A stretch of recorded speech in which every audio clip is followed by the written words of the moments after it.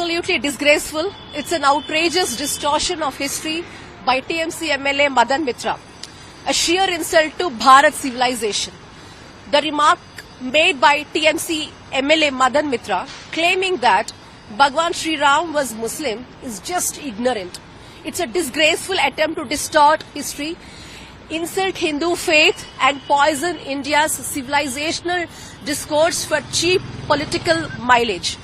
Maryada Purushottam Ram existed thousands of years much before the birth of Islam.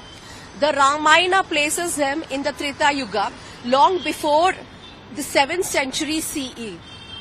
This is not secularism. This is an intellectual fraud and a communal mischief masquerading as progressivism.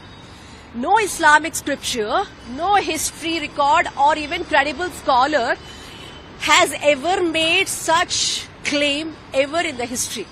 It is a manufactured, meaningless narrative which is aimed at appeasement politics, which is not truth. Rewriting another community's sacred history is an act of cultural vandalism. Such reckless statements erode social harmony and expose TMC's willingness to trivialize faith at large for political gain. If TMC leadership is silent on this, it's clear and evident this is a clear insult which was sanctioned and which was not accident at all. And our Bhagwan Ram is not a political tour, not a vote bank experiment, and not a subject for historical falsification. He is the eternal symbol of dharma, far beyond the reach of irresponsible politicians. If tomorrow someone claims that prophet belonged to another faith, would TMC call it progressive is my direct question to TMC leadership. Double standards expose the real intent of TMC.